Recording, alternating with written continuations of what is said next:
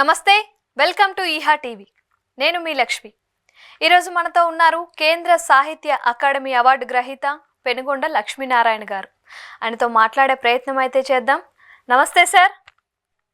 నమస్కారం అమ్మా. నమస్కారం మీకు, మీ ప్రేక్షకులకి, శ్రోతలకి నమస్కారం. బాగున్నారా? బాగున్నా, చాలా బాగున్నానమ్మా. ముందుగా మీకైతే కంగ్రాచులేషన్స్ చెప్పాలి. ఎందుకంటే స్వీకరిస్తున్నాను శుభాకాంక్షల్ని. ఓకే, ఎందుకంటే కేంద్ర సాహిత్య అకాడమీ అవార్డు అనేది అంత చిన్న విషయం ఏం కాదు. అలాంటిది మీరు సాధించడం అనేది చాలా పెద్ద విషయం. అండ్ మీ యొక్క దీపిక అనే అభ్యుదయ వ్యాస సంపుటికి గాను ఈ అవార్డు మిమ్మల్ని వరించింది అని చెప్పి మేము తెలుసుకున్నాము. దీని తాలూకా నేపథ్యం ఏంటి అనేది ఒకసారి వివరిస్తారా మాకు? ఆ పుస్తక నేపథ్యం కావాలమ్మా? అవునండి, ఇది ఆ పుస్తకం ఇదమ్మా. కనిపిస్తుంది కదా, ఇది చివరి పేజీ, అట్ట చివరి పేజీ, పుస్తకం ఆఖరి పేజీ. ఇది పెనుగొండ లక్ష్మీనారాయణ అభ్యుదయ సాహిత్య వ్యాస సంపుటి దీపిక. పెనుగొండ లక్ష్మీనారాయణ అభ్యుదయ సాహిత్య వ్యాస సంపుటి Deepika. Deepika a volume of progressive literary essays by Penugonda Lakshminarayana. అవును సార్.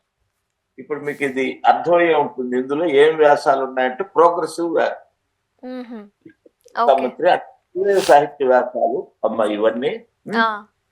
ఇందులో 36 వ్యాసాలు ఉన్నాయమ్మా. ఓకే, ఇది 256 పేజీల పుస్తకం. ఈ పుస్తకాన్ని జూన్ 2021లో విశాలాంధ్ర పబ్లిషింగ్ వారు పబ్లిష్ చేశారమ్మా, ప్రచురించారు. ఇదమ్మా, ఈ 36 వ్యాసాలు అభ్యుదయ సాహిత్యానికి సంబంధించినవని నేను మీకు తెలియచేస్తున్నాను. అభ్యుదయ సాహిత్యం, ఆవిర్భావ వికాసాలు, అలాగే అభ్యుదయ సాహిత్యం, దళిత జీవన చిత్రణ, ఇట్లాంటి వ్యాసాలన్నీ ఉన్నాయి. అనేక మంది ప్రముఖులను స్మరించారు, అనేక మంది ప్రముఖులకు శ్రద్ధాంజలి ఘటించారు. చాలా మంది రచయితలకి వారి శతజయంతి సందర్భంగా నివాళి అర్పించిన వ్యాసాలు ఉన్నాయి. అలాగే ప్రత్యేకించి విద్యార్థుల కొరకు రాసిన వ్యాసాలు ఉన్నాయి. కథలు ఎలా రాయాలి విద్యార్థుల కొరకు, కథలు ఎలా రాయాలి అని అంటే, రాయాలి అనే దాని గురించి వచ్చిన పుస్తకాలు 12 పుస్తకాలను తీసుకొని వాటిని గురించి నాకు తెలిసిన విశ్లేషణ చేశాను. అందులో చాలా విలువైన విషయాలు, కథలు ఎలా రాయాలి, రాసేవాళ్ళు ఎలా రాయాలి, వాటన్నిటికి సంబంధించి వచ్చిన తెలుగులో వచ్చిన 11-12 పుస్తకాలను తీసుకొని విశ్లేషించాను. అలాగే తెలుగు భాషలో, తెలుగు రాష్ట్రాలలో వచ్చిన ప్రసిద్ధ కవితా సంకలనాలను, 300-400 కవితా సంకలనాలను కూడా ఒక వ్యాసంలో పరిచయం చేశాను. అలాగే తెలుగులో అనేక ప్రాంతాల నుంచి వచ్చిన ప్రాంతీయ కథా సంకలనాలను కూడా పరామర్శించాను. ఇవైతే విద్యార్థుల కొరకు ఇవి రాసినాయి. మిగిలిన కూడా విద్యార్థులకి, పరిశోధకులకు తప్పకుండా ఉపయోగపడే వ్యాసాలే. మీరు నిన్న ఈనాడు, సాక్షి, వీటిలో వచ్చిన వ్యాసాలు చదివి ఉంటారు. నన్ను పరిచయం చేస్తూ ఈ అవార్డు వచ్చి ప్రకటించే సందర్భంగా నన్ను పరిచయం చేస్తూ చాలా పత్రికలు, అన్ని ఛానల్ చాలా బాగా వారు ప్రసారం గావించారు, ప్రచురణ గావించారు. ఇందులో 4 ప్రాంతాలు, మన ఆంధ్రలో రాయలసీమ, ఉత్తరాంధ్ర, సీమాంధ్ర, కోస్తాంధ్ర, వీటన్నిటి ఈ ప్రాంతాలకు చెందిన అందరి సాహిత్యాన్ని, అందరూ అంటే ఈ ప్రాంతానికి చెందిన ఉత్తమ సాహిత్యాన్ని సృజన చేసే అవకాశం కూడా నేను కల్పించుకున్నాను, చేశాను. అట్లాగే తెలంగాణకు సంబంధించి దాన్ని, తెలంగాణ నా హృదయానికి, నా గుండెకు హత్తుకున్నానని కూడా చెప్తున్నాను. ఎందుకంటే తెలంగాణకు సంబంధించి పివి నరసింహారావు గారు, భారతదేశ మాజీ ప్రధాని, వారు గొప్ప రచయిత, అందరికీ తెలిసిన విషయం. వారు విజయ అనే కథని కాకతీయ అనే పత్రికలో చాలా కాలం క్రితం ప్రచురించారు. అయితే కలం పేరుతో ప్రచురించారు కాబట్టి ఆయన పేరు తర్వాత, ఎప్పుడు ఆయన చనిపోయిన తర్వాత, ఇది పివి నరసింహారావు గారు రాసిన కథ అని చెప్పి అందరూ అన్నారు. ఆ కథ ఎప్పుడో తీసి విస్మృత కథ అనే సంకలనంలో మేము ప్రచురించాం. నేను అందులో సంపాదక సభ్యుడు, నా పుస్తకానికి. ఓహో! ఓకే. ఆ కథని విశ్లేషిస్తూ గొల్లరామ ఆ కథ పేరు. ఆ కథను విశ్లేషిస్తూ ఇందులో వ్యాసం కూడా రాశాను. హ్మ్. విషయం ఏమిటంటే తెలంగాణ పోరాటంలో నిజాం నవాబుకు వ్యతిరేకంగా జరిగిన పోరాటంలో కాంగ్రెస్ పార్టీ కూడా పాల్గొన్నదని ఆయన చెప్పాడు. దాన్ని నిర్ధారించే ప్రయత్నం హ్మ్. చేశాను. అది ఒక గొప్ప కథ. ఆ కథ మన తెలుగు పాఠకులకి చేరవేసే ప్రయత్నం చేశాం. అవును. దాన్ని విశ్లేషించే ప్రయత్నం కూడా ఈ పుస్తకంలో చేశారు. ఓకే. మరొకటి ఏంటంటే తెలంగాణ రైతాంగ పోరాటం అందరికీ తెలిసిందే. 1946 నుంచి 51 వరకు జరిగింది. హ్మ్. ఆ అవును. పోరాటంలో 4,000 మంది మృతి చెందటం ఇవన్నీ తెలిసిందే.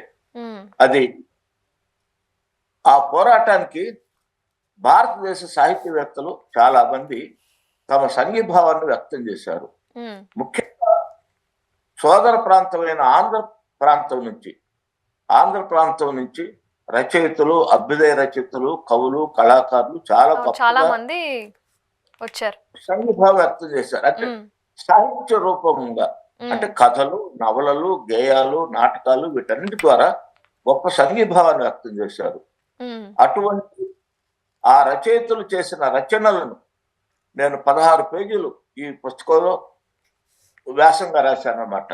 అంటే ఆంధ్ర ప్రాంత రచయితలు తెలంగాణ సాహిత్య పోరాటానికి సంఘీభావం వ్యక్తం చేస్తూ చేసిన రచనలు ఒక పరిశోధనాంశంగా తీసుకొని నేను అందించాను. అది ఎవరైనా పరిశోధకులకు, తెలంగాణ మీద చేసే పరిశోధకులు కూడా అది చాలా ఉపయుక్తంగా ఉంటుందని ఉపయోగపడుతుంది. అని నేను భావిస్తున్నానమ్మా. అవునవును. మీరు ఇంకా చెప్పమ్మా ఆ! మేడం. చెప్పండి. మీరు చెప్పండి పర్వాలేదు. ఇంకా శత జయంతి సాహిత్యమూర్తులు వారు హ్మ్. ఎవరెవరంటే మాగోఖలే గారు గుంటూరు జిల్లా వారు, కష్టజీవుల కథా రచయిత, హ్మ్. జీవద్భాష శిల్పి. వారు కష్టజీవుల కథా రచయిత, జీవద్భాష శిల్పి ఓహ్! ఎవరంటే మాగోఖలే. వారిని శత జయంతి సందర్భంగా వారిని స్మరించుకున్నాను. అలాగే శెట్టి ఈశ్వరరావు గారు, ఆయన విజయనగరం ప్రాంతానికి చెందినవాడు. ఆయన మద్రాసు సోవియట్ భూమి హ్మ్. వాటిలో పత్రికల్లో పనిచేశారు. గొప్ప కథలు రాశారు. విశాలాంధ్ర పత్రికని ఆయనే ఈనాడు విశాలాంధ్ర దినపత్రికగా రూపొందించడానికి కారకుడు. కమ్యూనిస్ట్ పార్టీకి తన నడిపే విశాలాంధ్రను అప్పగించిన వ్యక్తి. గురిజాడ సాహిత్యాన్ని వెలికి తీసిన వ్యక్తి ఈ శెట్టీశ్వరరావు గారు. హ్మ్. వారికి నివాళులర్పిస్తూ వ్యాసం రాశాను. రాంభట్ల కృష్ణమూర్తి గారు మహామేధావి, యాంథ్రోపాలజీలో చాలా ప్రముఖుడు. ఆయన ఏమీ చదువుకోలేదు పాఠశాలలో అది, కానీ ఆయన ఆంగ్ల, కన్నడ, అన్ని సంస్కృత భాషలు భాషల్లోనూ చాలా చాలా ప్రావీణ్యత కలిగిన వాడు. హ్మ్. మహా మేధావి. అనేక పుస్తకాలు రాశారు. మా అభ్యుదయ రచన సంఘానికి ఆయన సారథి. వారిని గురించి ఒక వ్యాసం రాశాను. రెంటాల గోపాలకృష్ణ గారు చాలా గొప్ప రచయిత. తెలుగునాట 100 పుస్తకాలకు పైగా రాసిన వ్యక్తి. ఆయన ఓకే. గొప్ప అనువాదకుడుగా ప్రసిద్ధి చెందినవాడు. హ్మ్. టాల్స్టాయ్, యుద్ధము, శాంతి ఇటువంటి హ్మ్. వాటన్నిటిని రాశారు. వారిని గురించి రాశాను. తర్వాత సార్ గురిజాడ అప్పారావు గారు అందరికి తెలిసిన వ్యక్తి. అయితే లైక్ గురిజాడ అప్పారావు గారి గురించి చాలా ఆయన మీద అప్పుడు దాడులు జరిగాయి, అప్పుడప్పుడు జరుగుతూ ఉంటాయి. ఆయనను గురిజాడ అప్పారావు గారిని వీరు భావ కవితా ఉద్యమం రాయప్రోలు సుబ్బారావు గారు యుగకర్తలు అని చెప్పి శ్రీనారాయణ రెడ్డి గారు చెప్పారు. అవును. అది ఏమాత్రం సమంజసం కాదు. యుగకర్త గురిజాడ మాత్రం అని చెప్పి హ్మ్. నిరూపించే ప్రయత్నం చేశాను. ఆ నిరూపణలో నేను అనేక అంశాలను కూడా ప్రస్తావించానమ్మా.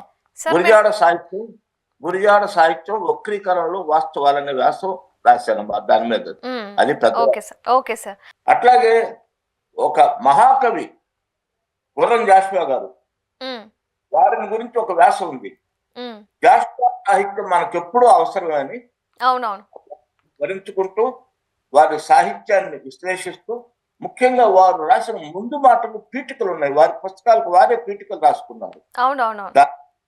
నేను ఒక వ్యాసం రాశాను. హ్మ్. తర్వాత ఇంకొక మహానుభావుడు అడవి బాపురాజు గారు, ఆయన గురించి కూడా మీ అందరికి తెలిసిందే. అవును ఆయన సార్. గొప్ప పాటలు రాశారు. ఇవన్నీ మీకు తెలిసిన గొప్ప నవలా రచయిత. హ్మ్. ఆ లేపాక్షి బసవయ్య లేచి రావయ్య, కైలాస శిఖర్లా కదిలి రావయ్య అని చెప్పి 10 చరణాల ఉండిన ఒక గొప్ప కవిత్వాన్ని మనకు అందించిన అడవి బాపురాజు గారి గురించి, వారి గురించి కూడా రాసి స్మరించారు వారందరినీ. ఉమ్, తర్వాత ఇంకా చాలా వ్యాసాలు, ఇవన్నీ 36 వ్యాసాలమ్మా. ప్రతి ఓకే. వ్యాసాలు. ఇంకోటి ఏంటంటే, ఇంకొక విషయం ఏంటంటే, చాలా ముందు మాటలు కూడా ఉన్నాయి.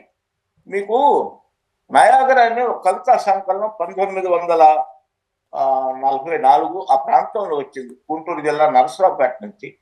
అది ఓకే. తొట్ట తెలుగుతో వెలువడిన ప్రగతిశీల కవితా సంకలనం. ఉహుం, ఆ, బెల్లంకొండ రామదాసు, కుందుర్తి ఆంజనేయులు, మరొక కవి చెప్తారమ్మా. బెల్లంకొండ రామదాసు, కుందుర్తి ఆంజనేయులు వీరు చెప్తారమ్మా. ఏం మర్చిపోతుంటాం అప్పుడప్పుడు. ఉమ్, వారి కవితా సంకలనం నయాగరా, దాని గురించి కూడా ఒక పెద్ద వ్యాసం రాశాను. ఉమ్, ఆ కవితా సంకలనానికి 75 సంవత్సరాలు వచ్చినప్పుడు అది రాశాను. ఓకే. వారు ఎవరంటే ఆ ముగ్గురు పేర్లు ఒకసారి చెప్తాను. ఉమ్, వారు రామదాసు, బెల్లంకొండ రామదాసు, కుందుర్తి ఆంజనేయులు, ఏల్చూరు సుబ్రహ్మణ్యం గారమ్మ. ఆయన చాలా పెద్ద కవి. వాళ్ళ కొడుకు ఏల్చూరు మురళీధరరావు గారు కూడా ఇప్పుడు సాహిత్యంలో గొప్ప కృషి చేస్తున్నారు. ఉమ్, వీరు తమ్ముడు కూడా ఏల్చూరి విజయరాఘవరావు గారికి పద్మశ్రీ కూడా వచ్చింది. ఆ ఢిల్లీ ఆకాశవాణి వాటన్ని చేశారు. ఓకే. వీళ్ళందరూ పరామర్శిస్తూ వ్యాసం రాశారు. ఉమ్, ముఖ్యంగా ఏంటంటే, ఒక విషయం అమ్మా, ఒక చర్చనీయ అంశాలు కూడా ఉండాలి సాహిత్యంలో. అవును. ఏమిటి అనంటే, అసలు మనకు తెలుగునాటు కానీ భారతదేశంలో కానీ ఒక సాంస్కృతిక విధానం అనేది లేదు. అప్రకటిత విధానం కోసం వాళ్ళకి ఇష్టం వచ్చిన పనులు వాళ్ళు చేస్తున్నారు సాంస్కృతిక రంగంలో, సాహిత్య రంగంలో. అవును. ఒక అవునండి. మా పాలసీ ఇది అంటూ లేదు. ఉమ్, అర్జున్ సింగ్ గారు మానవ శాఖ వనరుల మంత్రిగా ఉన్నప్పుడు ఆయన ఒక ప్రయత్నం చేశారు కేంద్ర స్థాయిలో. ఉమ్, అది తర్వాత కొనసాగలేదు. తెలుగునాట కూడా ఒక ప్రయత్నం రాజశేఖర రెడ్డి గారు ముఖ్యమంత్రిగా ఉన్నప్పుడు ఒక అవును. అప్పుడు ఆయన ప్రయత్నం చేశారు. చేశారు. అయితే అది కూడా వాళ్ళు నివేదికను కూడా సమర్పించారు ఆ కమిటీ సభ్యులు. ఉమ్, అయితే అది కూడా అటకెక్కింది. మళ్ళీ ఒక ప్రజాస్వామికమైన ప్రగతిశీల దృక్పథం కలిగిన ఒక సాంస్కృతిక విధానం కావాలి, ఆ అవసరాన్ని వివరిస్తూ ఒక చర్చకి అది నేను ఒక వ్యాసం, మనం సాధించాల్సిన సాంస్కృతిక విధానం అని ఒక అవును. వ్యాసం కూడా రాశానండి. ఇందులో ఈ 36 వ్యాసాల్లో అదొకటి. ఇంకోటి ఏంటంటే, మీ అందరికి తెలిసిందే, మనం అందరం చిన్నప్పుడు గ్రంథాలయాలకు వెళ్ళటం, అక్కడ దినపత్రికలు చదవటం, మంచి అవును. పుస్తకాలు ఆ చదవటం, అలవాటు ఇవన్నీ మనకు ఉండేది. ఆ అలవాటు ఉండేది. అలవాటు మన తల్లిదండ్రుల ఆ, దగ్గర నుంచి, మన పెద్దల దగ్గర నుంచి తీసుకున్నాం. అది మనకి అవును. పుస్తకాన్ని మన నేస్తంగా భావించాం. అవునవును. ఆ? అయితే ఇప్పుడు ఏమైందంటే, గ్రంథాలయాలన్నీ ఈ వాటి తలుపులు తెరిచే అవకాశం లేకుండా పోయింది. అందులో గ్రంథాలయాలు విజ్ఞాన కేంద్రాలుగా కాకుండా అవి చీకట్లోకి వెళ్ళిపోయాయి. అవును. చాలా గ్రంథాలయాలని పక్కదారి పట్టించారు. వాటిని ఎవరు పట్టించుకోవట్లేదు ఇప్పుడు. గ్రంథాలయాలు అవి ఇవి అన్ని ఎవరు పట్టించుకోవట్లేదు. అవునమ్మా, కరెక్ట్. వాటికి ఏమైనా కొత్త పుస్తకాలు కూడా రావటం లేదు. ఉమ్, అవి గ్రంథాలయాలు మళ్ళీ వాటికి పునర్వికాసం కలిగింపు చేయాలమ్మా. అది అవును చేస్తే సార్. కానీ పిల్లలు కానీ, యువకులు కానీ, విద్యార్థులు కానీ వెళ్తారు. అక్కడ ఉన్న సాహిత్యాల పునర్వికాసం అంటే ఏం చేయాలంటే, మంచి పుస్తకాలు, కొత్త పుస్తకాలు రావాలి. విద్యార్థులకి పోటీ పరీక్షలకు కావాల్సిన పుస్తకాలు అందుబాటులోకి తేవాలి. అలాగే అక్కడ కావాల్సినంత మంది ఉద్యోగులు ఉండాలి. దాంట్లో ఏంటంటే, అందరికి, ప్రతి పాఠకుడికి పుస్తకం, ప్రతి పుస్తకానికి పాఠకుడు అనేది ఒక ప్రధాన నియమం. ఆ విధంగా గ్రంథాలయాలు కూడా ఉండాలని చెప్పి భావిస్తూ, గ్రంథాలయాల పునర్వికాసం కొరకు ఉద్యమిద్దామని చెప్పి ఒక వ్యాసం కూడా రాశానమ్మా. ఓకే. అదే విధంగా ఈ కాలంలో విద్యార్థులకు కూడా ఈ సాహిత్యం పైన వీటిపైన అవగాహన కల్పించేలా ఏమైనా చేయాలి కదా మనం. చాలా చేయాలి. చాలా చాలా చేయాల్సిన బాధ్యత ఉంది. మా అభ్యుదయ రచయిత సంఘం అది గుర్తించింది. మొదటి నుంచి ఆ పని చేస్తున్నాం. ఇటీవల కాలంలో దాన్ని ఒక ఉద్యమ స్థాయిలో మేము కృషి చేస్తున్నాం అనమాట. మీరు అన్నారు విద్యార్థులు అంటే, యువకులు అంటే, ఈ తరం వాళ్ళకి అదే ఈ తరం వాళ్ళకి ఏమీ తెలియటం లేదు కాబట్టి, ఈ తరం కోసం కథా స్రవంతి, ఈ తరం కోసం కవితా స్రవంతి, ఈ తరం కోసం గేయ కవిత, ఈ తరం కోసం వచన కవిత, అలాగే కథానిక పాఠాలు, అలాగే ఇంకా చాలా పుస్తకాలు, దాదాపు 100 పుస్తకాలు ఇటీవల 3-4 సంవత్సరాల నుంచి గుంటూరు జిల్లా నుంచి అరస ప్రచులకు వెలువరించాం. దీనికి నేను గౌరవ సంపాదకుడిని. దీనికి ప్రధాన సంపాదకుడు మా అరస రాష్ట్ర ప్రధాన కార్యదర్శి ఒల్లూరు శివప్రసాద్. ప్రతి పుస్తకం ఒక నిపుణుడైన ఒక సమర్థుడైన సంపాదకుడిని పెట్టి వాళ్ళ చేత ఇవన్నీ రాయించాము. ఈ పుస్తకాలు అవును. చాలా కొంచెం చౌక ధరకే మంచి అందంగా ఉండేట్టుగా మేము ఆ పుస్తకాలు అందిస్తున్నాం. ఉదాహరణకి ఏంటంటే తెలుగు కథా సాహిత్యంలో శ్రీపాద సుబ్రహ్మణ్య శాస్త్రి గారు చాలా గొప్ప రచయిత. అద్భుతమైన కథలు రాశాడు. సంస్కరణవాద దృష్టితో రాశాడు. ప్రగతిశీల దృక్పథంతో రాశాడు ఆయన. ఆయన కథలు ఇప్పుడు అందుబాటులో ఉన్నాయా లేవంటే అది కొద్ది మాత్రం దొరుకుతున్నాయి, పర్వాలేదు. అయితే ఈ పిల్లలు ఏంటంటే అన్ని కథలు ఎవరు చదవలేరు, అంత పుస్తకం తీసుకెళ్ళి. శ్రీపాద గారి మంచి కథలు ఎంపిక చేసిన గొప్ప కథలని ఒక 10-12 కథలు 120 పేజీలు అందిస్తే బాగుంటుందని అట్లా 100 నుంచి 120 పేజీల లోపు అట్లా కథా పుస్తకాలను మేము అందించామమ్మా. అందించాం. అది చెప్పాను కదా, మంచి కృషి అన్నమాట అది. ఈ తరం కోసం మేము చేస్తున్న అభ్యుదయ రచన సంఘం చేస్తున్న కృషి అమ్మా. దానికి మంచి ఆదరణ కూడా లభించింది. విషయం ఏంటంటే ప్యాకెట్ లాగా పెట్టాం. అది పెళ్లిళ్ళకి చాలా మంది బహుకరిస్తున్నారు. నేను ఈ సందర్భంగా చెప్పేది ఏంటంటే ఈ వస్తువులు, స్టీల్ సామాన్లు, గిన్నెలు, గ్లాసులు కాకుండా పుస్తకాలు కొనివ్వండమ్మా. చదువుకుంటారు వాళ్ళు. ఒకవేళ వాళ్ళు పొరపాట్లు చదవకపోయినా వాళ్ళ పిల్లలైనా చదువుతారు, చిన్న పిల్లలైనా చదువుతారు. అటువంటి కృషిని మాత్రం మేము చేస్తున్నామమ్మా. మంచి కృషి అది. చాలా అభినందనలు కూడా వస్తున్నాయి. మీలాంటి వాళ్ళందరూ ఆ పుస్తకాలను స్వాగతిస్తూ మా కృషికి సహకారం అందిస్తున్నారు మాట ద్వారా, మీ చర్యల ద్వారా. అదమ్మా. మీరు కూడా ఈ మీరు కూడా అభ్యుదయ రచయితల సంఘానికి కార్యదర్శిగా, తొలి తెలుగు ప్రధాన కార్యదర్శిగా పనిచేశారు కదా. ఒక్క విషయమా, నేను అభ్యుదయ రచయితల సంఘంలో 74 నుంచి కార్యకర్తని. 72 నుంచి అరసంతో నాకు పరిచయం. ఈ మహా సంస్థతో నాకు పరిచయం కల్పించిన వారు పులుపుల వెంకట శివయ్య గారు. ఆయన వినుకొండకి నుంచి 1952-62 శాసనసభ్యుడిగా ఎన్నికయ్యారు కమ్యూనిస్ట్ పార్టీ తరఫున. అలాగే ఆయన గొప్ప అభ్యుదయ కవి కూడా. ఆయన నన్ను ఈ అభ్యుదయ రచన సంఘానికి పరిచయం చేశారు. 74 నుంచి నేను అభ్యుదయ రచన సంఘంలో కార్యకర్తను. ఇప్పటికీ 50 సంవత్సరాలు నేను ఆ పనిలో కొనసాగుతున్నాను, అరసం పనిలో. విషయం ఏంటంటే నేను అరసం గుంటూరు జిల్లా, నేను గుంటూరు వాసిని, గుంటూరులో నివసిస్తున్నాను. గుంటూరు జిల్లా కార్యదర్శిగా, ప్రధాన కార్యదర్శిగా, అధ్యక్షుడిగా చేశాను. రాష్ట్రంలో కార్యవర్గ సభ్యుడిగా, నిర్వాహక కార్యదర్శిగా, ప్రధాన కార్యదర్శిగా, అధ్యక్షుడిగా ఆంధ్రప్రదేశ్ లో చేశాను. ఆ తరువాత కేంద్రంలో అరసం కార్యదర్శిగా పనిచేశాను.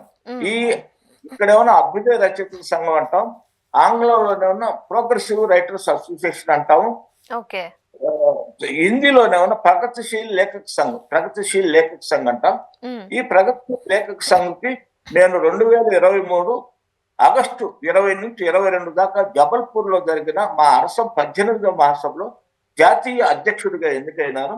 ఇంకొక విషయం ఏంటంటే ఇక్కడ ప్రత్యేకంగా చెప్పుకోవాల్సిన ఏంటంటే అటువంటి 86 సంవత్సరాలు, ఆనాటికి 86 సంవత్సరాలు, ఇప్పుడు 85 సంవత్సరాలు, 36లో ఏర్పడిందని చెప్పాను కదమ్మా. అధ్యక్షుడు తొలి తెలుగు సాహిత్యవేత్త నేనేనమ్మా. అవునవును సార్, అదే అందుకే ప్రత్యేకంగా అడిగాను మిమ్మల్ని.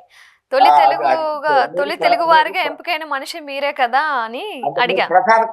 ప్రధాన కార్యదర్శి అన్నారు. నేను అంతకుముందు కార్యదర్శిగా చేసి ఇప్పుడు ప్రధాన కార్యదర్శి కాదు, అధ్యక్షుడిగా నేను ఎంపికయ్యాను. నేను ఆ కృషిలో, ఆ కార్యక్రమాల్లో పాల్గొంటున్నానమ్మా. అది ఈ కాలంలోని పిల్లలకు ఏంటంటే ఈ సాహిత్యం మీద, వీటి మీద అవగాహన కల్పించే విధంగా కొన్ని రకాల పుస్తకాలు ఉంటాయి, కానీ అవి చాలా మందికి తెలియదు. చాలా మంది పాత పుస్తకాలనే చూస్తూ ఉంటారు కదా. మీలాంటి వాళ్ళు ఏంటంటే కొత్త కొత్త పుస్తకాలు తీసుకురావాలి అని అయితే నేను కోరుకుంటున్నా. ఎందుకంటే చాలా మంది అదే మీలాంటి వాళ్ళు కొత్త కొత్త పుస్తకాలు ఏవైతే తెస్తేనో ఈ కాలం యువతకు చాలా మంచి జరుగుతుంది. అంటే చాలా మంది ఇంట్రెస్ట్ ఉన్న వాళ్ళు ఉంటారు, లేకపోలేదని ఏం లేదు, ఉన్నారు, జనాలు అయితే ఉన్నారు. మా పుస్తకాలకు ఆదరణ లభిస్తుంది, ఇంకా ఉంది. మీరు ఇప్పుడు హైదరాబాద్ లో బుక్ ఫెస్టివల్ ప్రారంభమైంది. విపరీతంగా అక్కడ మనుషులు వస్తున్నారు, పుస్తక ప్రియులు వస్తున్నారు, కొంటున్నారు. రేపు జనవరి 2వ తేదీ నుంచి విజయవాడలో పుస్తక మహోత్సవాలు జరుగుతున్నాయి జాతీయ స్థాయిలో. అక్కడ కూడా విస్తృతంగా విపరీతంగా జనం వస్తారు, కొంటారు. అవన్నీ బాగుంది, పుస్తకం మీద ప్రేమ ఉంది. అయితే మీరు అన్నట్టు ఈ తరంలో అనేక సాంకేతిక అభివృద్ధి అభివృద్ధి అవ్వడం వల్ల అది కొంచెం మరుగున పడుతుంది అని చెప్పుకోవాలి. యూట్యూబ్, వాట్సాప్ వీటల్లో మనకి చాలా సమాచారం వస్తుంది. ఒక బటన్ నొక్కితే 1000 పుస్తకాలు మనం దిగుమతి చేసుకునే అవకాశం కూడా వస్తుంది. అందుకని పిల్లలు అటువైపు వెళ్తున్నారు, ఇటువైపు ఉన్న వాళ్ళు ఉన్నారు. అయితే ఒకటి ఏంటంటే బాల సాహిత్యం కానీ యువకులకు కానీ సాహిత్యాన్ని ఎక్కువగా ముద్రించి తీసుకొని రావాలి. నేషనల్ బుక్ ట్రస్ట్ ఆ పని బాగానే చేస్తుంది, సంతోషించాల్సింది. ఇంకోటి ఏంటంటే ఇక్కడ రాష్ట్ర ప్రభుత్వాలు కూడా దానికి కృషి చేయాలి, పుస్తక రచయితలు ప్రోత్సహించాలి. పుస్తకం రాస్తే ఆ రచయిత పుస్తకాన్ని కొనుగోలు చేయాలి, గ్రంథాలయాలు కొనుగోలు చేయాల్సిన బాధ్యత ఉంది. అట్లాగా రాసే రచయితల్ని వాళ్ళకి తెలుగు పొట్టి శ్రీరాములు తెలుగు విశ్వవిద్యాలయం ఇంతకుముందు ప్రచురణకు సహాయం అందించేది. ఇప్పుడు అది లేదు, కొంచెం ఏదో కొద్ది ఉంటుంది. అదైతే తెలంగాణకే పరిమితం చేశారా, ఆంధ్రాకి అనేది. ఆంధ్రలో పొట్టి తెలుగు విశ్వవిద్యాలయం లేదు. అక్కడ పొట్టి శ్రీరాములు తెలుగు విశ్వవిద్యాలయం కాస్త సురవరం సుధాకర్ రెడ్డి గారి పేరుతో పెట్టారని మనకు అందరికీ తెలిసిందే, విన్నాం. మంచి పని అది. అయితే ఆంధ్ర ప్రాంతంలో కూడా ఒక తెలుగు విశ్వవిద్యాలయం ఉండాలి. ఈ పుస్తకాలు కొనాలి, రచయితను ప్రోత్సహించాలి. పుస్తకాలు 2-3 వేలు వేస్తే అన్ని గ్రంథాలయాలకి 4-5 పుస్తకాలు పంపించాలి. ఇప్పుడు ఏది ఎవరు గ్రంథాలయాలని ఉపయోగించుకోవాలి. రాష్ట్ర ప్రభుత్వం తన అకాడమీల ద్వారా, సాహిత్య అకాడమీ ద్వారా, అధికార భాషా సంఘం ద్వారా, అధికార భాష మంత్రిత్వ శాఖ ద్వారా ఈ పుస్తకాలన్నీ కొని ప్రచారం చేయాలి. సాహిత్యాన్ని తీసుకెళ్ళాలి, చైతన్యం కలిగిస్తాయి. అవును సార్. ఇంకా కొందరు ఏమంటున్నారంటే పుస్తకాల వైపు ఎందుకు ఈ కాలం యువత వెళ్ళట్లేదు అంటే పుస్తకాల రేట్లు ఎక్కువగా ఉంటున్నాయి అని అంటున్నారు. దాని మీద మీ అభిప్రాయం ఏంటి? ఒక చిన్న విషయం ఏంటంటే, ఇప్పుడు పుస్తకాల రేటు అని అంటే ఇది నేను ఇందాక చెప్పాను, ఇది 250 పేజీల పుస్తకం. దీని రేటు 200 రూపాయలమ్మా. అంటే పేజీకి రూపాయి కూడా పడలేదు, అంతే, అంత తక్కువ. పేజీకి రూపాయి కన్నా తక్కువ పడింది. సరే, అందంగా ముద్రించారు, మంచి పేపర్ మీద ముద్రించారు, అన్ని చేశారు. అయితే ఇందులో మీరు గమనించాల్సింది ఏంటంటే, దీని ప్రొడక్షన్ కాస్ట్ సరే 200 రూపాయలు అవుతుంది. ఇక్కడ పుస్తకాల షాపుల్లో ఎవరికైనా అమ్మేటప్పుడు డిస్కౌంట్ ఇవ్వాలి, అది జరుగుతుంది. డిస్కౌంట్ ఇస్తే వేరు 200 రూపాయలు కానీ ఇంకో 10%, 15% వాళ్ళు పాఠకుడికి కూడా ఇవ్వాలి. అదే పుస్తకాలు వేస్తే అమ్మే పుస్తకాల షాపు వాళ్ళకి 45 నుంచి 55% దాకా ఇవ్వాలి. మేము 100 రూపాయలు పెట్టి వాళ్ళకి ఇస్తే అది 50 రూపాయలు మాకు వస్తాయి. ఆ 50 రూపాయలు కూడా వాళ్ళు అమ్ముడు పోయినప్పుడే ఇస్తారు. అదొకటి. ఒక ముఖ్యమైన విషయం ఏంటంటమ్మా, ఇప్పుడు నేను గాని మా రచయితలు గాని ఎంత కష్టపడి రాస్తామే, మాకేమన్నా పారితోషికం వద్దమ్మా, మా కృషికి ఏమన్నా రావాలి కదమ్మా, ఒక గౌరవప్రదమైన ధనం రావాలి కదమ్మా. రచయిత పుస్తకం రాయటమైనా, ఒక పుస్తకం రాస్తే ఆ పుస్తకానికి దాన్ని ఏమంటాం, పారితోషికం రావాలి కదమ్మా. ఆ కృషికి ఒక గౌరవం దక్కాలి కదమ్మా. మేము తెలుగు సాహిత్యంలో పుస్తకాలు అచ్చేసుకొని బతికిన వాడు ఎవరు లేరు, అవన్నీ ఎప్పుడో పోయినాయి. ఎవరైనా ఒకళ్ళిద్దరు ఉంటే, ఇప్పుడు పుస్తకం వేసుకోవటం అంటే తన సొంత డబ్బు ఖర్చు పెట్టుకొని వేసుకోవటం ఇది జరుగుతుంది. మరి ఇంకో సంగతి ఏంటంటే, మనం టమోటాలు 200 రూపాయలంటే, ఉల్లిపాయలు 150 రూపాయలంటే బేరం ఆడకుండా వెళ్ళి కిలో కొనుక్కుంటున్నాం. పుస్తకాలు టమాటాలు ఉల్లిపాయల వరకు ఎందుకండి, ఒక సినిమాకి వెళ్తేనే 500, 1000 రూపాయలు ఖర్చు పెట్టి మరీ చూస్తున్నారే. అలాంటిది ఒక పుస్తకము, ఒక మంచి మనకి జ్ఞానాన్ని ఇచ్చే పుస్తకం కొనుక్కోవడానికి ఎందుకంత ఇబ్బంది అవుతున్నారు, ఎందుకంత ఇబ్బంది పడుతున్నారు? మీకు పుస్తకం అనేది మీ స్నేహితుడు, మీ ఇంట్లో ఉంటది. మీరు సినిమా చూసేస్తే అది ఉండదు. మీ బుర్రలోకి ఎక్కుద్దో, చెడ్డ అభిప్రాయాలు ఎక్కుతుందో, మంచి ఎక్కుద్దో వేరు. కానీ అది మీరు సినిమాలకు వెళ్తే వాడు అమ్మిన కూల్ డ్రింక్ తాగాలి. 20 రూపాయలు కూల్ డ్రింక్ 80 రూపాయలు అమ్ముతాడు. ఇవన్నీ మీకు తెలిసిన 500 రూపాయలు అవుతాయి. మనిషి వెళ్తే, ఫ్యామిలీ వెళ్తే 2000 రూపాయలు, 1500 అట్లా అవుతాయి. ఈ పరిస్థితుల్లో ధరలు పుస్తకాలకు ఎక్కువ ఉన్నాయని అంటాం మాత్రం అది అంత సమంజసం కాదు. రచయితకి ఏమవుతుంది, నేను పుస్తకం వేశాను, నాకేమి రావటం లేదు డబ్బులు, నేను పుస్తకాలు కాంప్లిమెంటరీ కింద ఇచ్చుకోవటమే కాకుండా వాళ్ళకి ఏది కొరియర్ చేసి అదొక ఇదనమాట. నేను తెల్లగాయతాలు కొనుక్కోవాలి, కలం కొనుక్కోవాలి, రీఫిల్స్ కావాలి, ఈ పుస్తకాలు ఈ రాసిన వ్యాసాలు కొరియర్ చేయాలి, ఎన్ని ఉంటాయి. ఏమన్నా రావద్దమ్మా డబ్బులు అంటే, నాకంటే నేను బతకగలను వేరే. ఆదాయాలు ఉన్న వాళ్ళందరూ. నా టైం ఎంత కాలం వెచ్చిస్తున్నాను. ఒక ఉమ్, వ్యాసం రాయాలి అని అంటే తల్లి నేను చెప్తున్నాను, ఒక వ్యాసం రాయాలంటే ఎన్ని పుస్తకాలను నేను రిఫర్ చేయాలి? ఆ అవును సార్, పుస్తకాలు నా అవును. దగ్గర ఉండాలి కదా, నేను కొనుక్కోవాలి కదా, నేను లైబ్రరీకి వెళ్ళాలి కదా, దొరకని పుస్తకం ఎవరి దగ్గర సేకరించాలి కదా. ఎంతో ఒక సమయం పుస్తకం వెచ్చించి, ఎంతో సమయం వెచ్చించి ఆ జ్ఞానాన్ని అంతా ఒక దగ్గర పెట్టి. రాత్రులు నిద్ర పట్టదమ్మా. ఒక అవునవును. వ్యాసం రాయాలంటే ఒక వ్యాసం రాయంటే ఒకటి ఎప్పుడో గుర్తు వస్తుంది. ఆ గుర్తు వస్తే ఇక నిద్ర పట్టదు. ఉమ్, అనారోగ్యాలకు గురవుతున్నారు రచయితలు. ఇవన్నీ చాలా సమస్యలు ఉన్నాయి. బీపీలు, షుగర్లు అన్ని వస్తానే ఉన్నాయి. మనం అందరూ ఆ బాధలతో ఉన్నాం. కాబట్టి రచయితలు అనే వాళ్ళు ఒక మార్గదర్శకులమ్మా. వాళ్ళు అవును, గౌరవించాలి, గౌరవించాలి. అవును. అది ఒకటి. మీరు పుస్తకాలకు రేట్లు ఎక్కువ ఉన్నాయని చెప్పి మనం ఆహా, అంత అంటే కొందరు కొందరు ఆ బాధపడాల్సిన మాట అంటుంటే ఆ మాట నేను మీ వరకు తెచ్చాను. అంత బాధపడాల్సిన అవసరం లేదు. మీకు తెలిసిన విషయాలు చెప్పారుగా. అవునవును. సినిమా హాల్కి వెళ్తే ఏం జరుగుతుంది, టమాటాలు, ఉల్లిపాయ అవన్నీ రేట్లు తగ్గాలి. ఆటికి తగ్గాల్సిన అదే. అంతే. టమాటా 200 అమ్ముతారు, 20 పైసలకు మార్కెట్లో కొంటారు. ఎంత దుర్మార్గం! రైతుకు అక్కడ అన్యాయం జరుగుతుంది. ఉమ్, అది కూడా ఉండాలి. మినిమం సపోర్ట్ ప్రైస్ అనేది వాటి ఖచ్చితంగా ఉండాలని మేము కోరుకుంటున్నాం. ఈ పుస్తక ప్రచురణకు కానీ పుస్తక రంగానికి కూడా ప్రాధాన్యత ఇచ్చి ప్రభుత్వాలు సహకరించాలి. మంచి సాహిత్యాన్ని ప్రోత్సహించాలి. మంచి సాహిత్యం ఉంటేనే సమాజం కూడా మంచిగా మారుతుంది. అవును, అంతే. లేకపోతే ఏమవుతుంది? ఇప్పుడు చూస్తున్నాం ఈ హత్యాకాండలు, అవునవును. మానభంగాలు, అత్యాచారాలు, దుర్మార్గాలు. ఎవరికి వాళ్ళకి సాహిత్యం అంటే తెలియదు, పుస్తకం అంటేనే తెలియదు. వాళ్ళకి అందుబాటులో లేక వాళ్ళకి చిన్నప్పటి నుంచి వాళ్ళకి వాటన్నిటికి దూరంగా ఉండాల్సి. చెప్పేవారు కూడా లేకపోవడం వల్ల ఈ విధంగా జరుగుతుంది. అవునవును. ఇంకా చెప్పే వాళ్ళ గురించి మాత్రం మనం తక్కువ మాట్లాడుకోవాలి. అసలు వాళ్ళు చదువు లేదు, వాళ్ళకి చదువు లేదు అంటే వాళ్ళు చెప్పేవాళ్ళు ఉపాధ్యాయులైనా కూడా వాళ్ళు ఉమ్, చదువుతాం పరిమితుల్లో వాళ్ళు జీవిస్తున్నారు, తక్కువ చదువుతున్నారు. వాళ్ళు కూడా పుస్తకాలు కొనాలి, చదవాలి. ఉమ్, పిల్లలకి మంచి విషయాలు చెప్పాలి. అవును, పాఠ్యాంశమే కాదమ్మా కావాల్సింది, కేవలం పాఠ్యాంశంకే పరిమితం కావద్దు. మంచి ఉమ్, విషయాలు కూడా చెప్పాలి. అవును, మంచి సాహిత్యాన్ని వాళ్ళ ఉమ్, దృష్టిలోకి తేవాలి. లక్ష్మి గారు అవునవును. మీరు చెప్పండి. ఎప్పటి నుంచి ఈ రాయడం అనేది మొదలు పెట్టారు? ఏ వయసు నుంచి మొదలు పెట్టారు? అమ్మ నాకు 74 నుంచి నేను అరసంలో కార్యకర్తగా ఉన్నానని ఇంతకు ముందే చెప్పాను. అవును. 74 నుంచే నేను రచనలు కూడా ప్రారంభించాను. తొటతొలుత కవిత్వం రాశాను. ఉమ్, తర్వాత వ్యాసాలు రాయటం మొదలుపెట్టాను. 74 నుంచి నేను ఇప్పటి వరకు కొనసాగిస్తున్నాను. ఇది 2024. నేను సాహిత్య రంగంలో కార్యకర్తగా, సాహితీవేత్తగా ఇది నా స్వర్ణోత్సవ సంవత్సరం అమ్మా. అవునా? ఓకే. అది 50 ఏళ్ళు అయినాయి కాబట్టి స్వర్ణోత్సవ సంవత్సరం. ఉమ్, మరొక విషయం ఏంటంటే నేను 1954లో పుట్టాను. ఇది 2024. నాకు 70 ఏళ్ళు. 70 ఏళ్ళు కాబట్టి ఇది నా సప్తతి సంవత్సరం కూడా. ఉమ్, ఓకే. అదమ్మా. మీరు అది మీరు ఈ వ్యాస సంపుటిలు కాకుండా కవితలు, నవలలు లాంటివి ఏమైనా రాశారా? నేను నవలలు రాయలేదు. ఉమ్, కవితా సంపుటి మాత్రం ఒక్కటే రాశానమ్మా. ఉమ్, రేపటిలోకని ఇది చూడమ్మా. రేపటిలోకి ఈ కవితా సంపుటి రేపటిలోకి. చిన్నదేనమ్మా.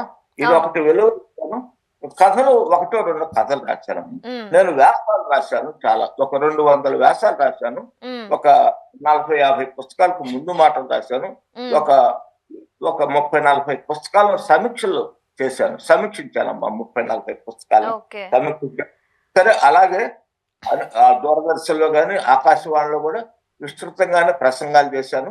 ఉమ్. తర్వాత మీరు అనేక సంపాదకుడిగా కూడా పనిచేశారు అంట కదా, రచయితగా కాకుండా?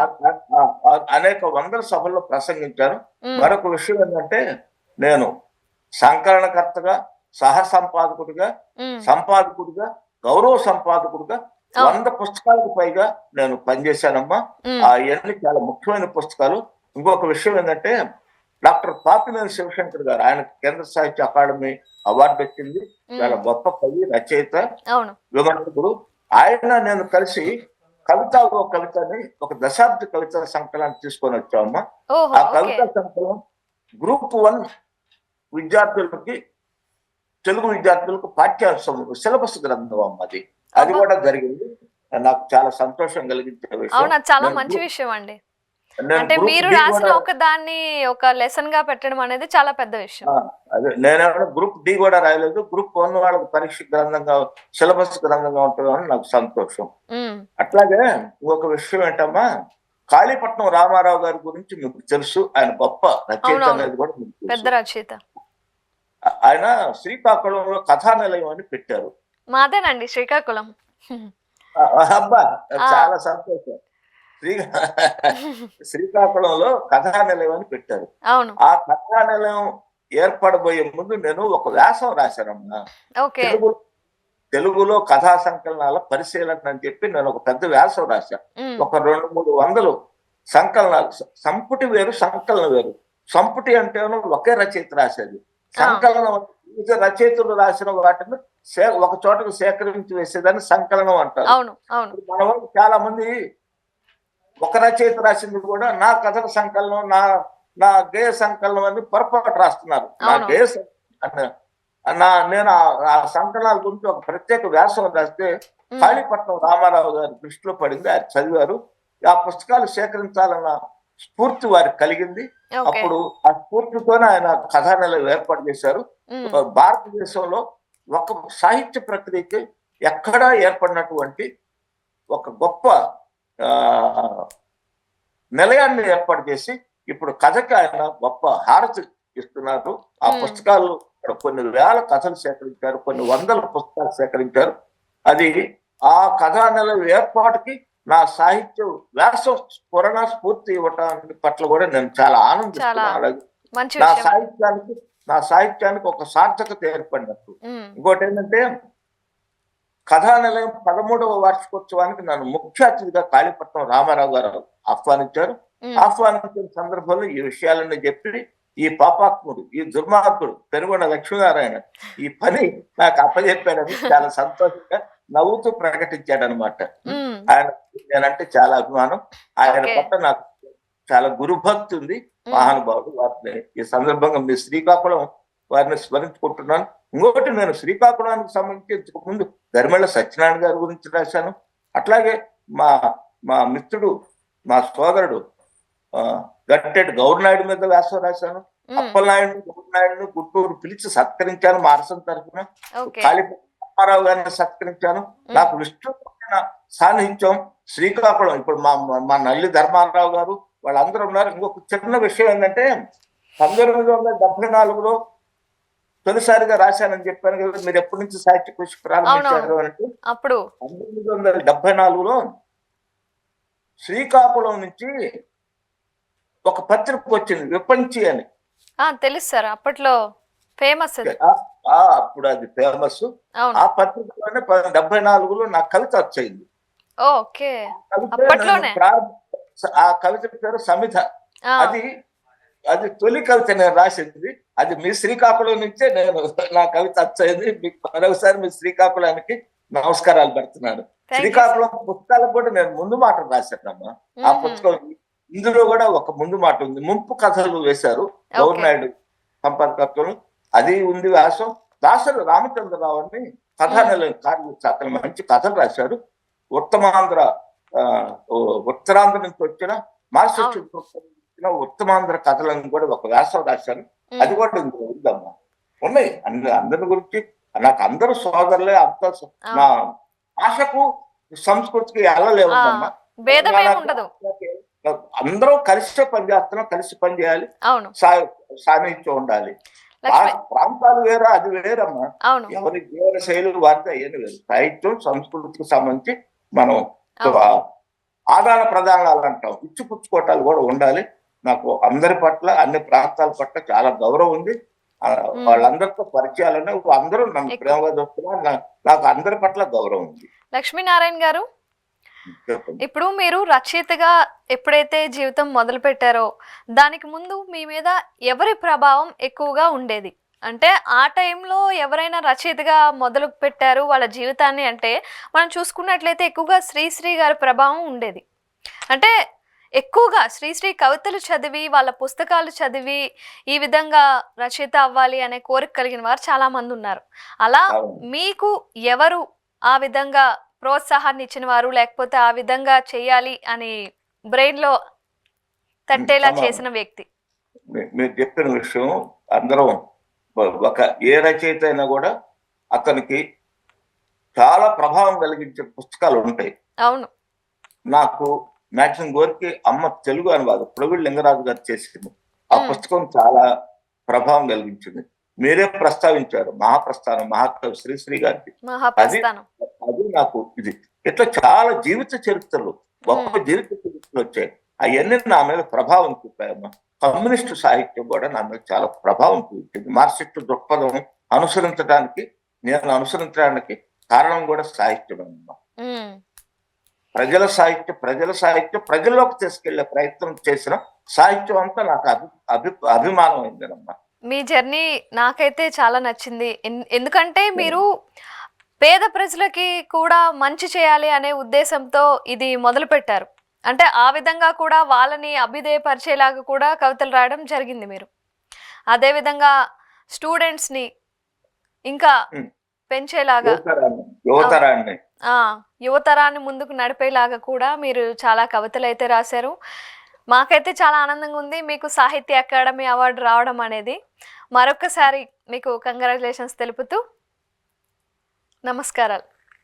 మీ అందరికీ నాకు ఈ అవకాశం మీతో మాట్లాడే అవకాశం కల్పించినందుకు మీకు ధన్యవాదాలు. అలాగే ఫణికుమార్ గారు వారికి నమస్కారాలు. తర్వాత ధన్యవాదాలు యాజమాన్యానికి. అలాగే రేపు ఈ వీడియోని చాలా మంది చూస్తారు. ఆ ప్రేక్షకులకి ఆ శ్రోతలకి అందరికీ నా హృదయపూర్వకమైన నమస్కారాలు. అభ్యుదయ రచయితల సంఘాన్ని మీరందరూ అభిమానిస్తారని, అభ్యుదయ సాహిత్యాన్ని ఆదరిస్తారని చెప్పి నేను ఆకాంక్షిస్తూ సెలవు తీసుకుంటున్నానమ్మా. థాంక్యూ. ధన్యవాదాలు. నమస్తే అమ్మా. నమస్తే.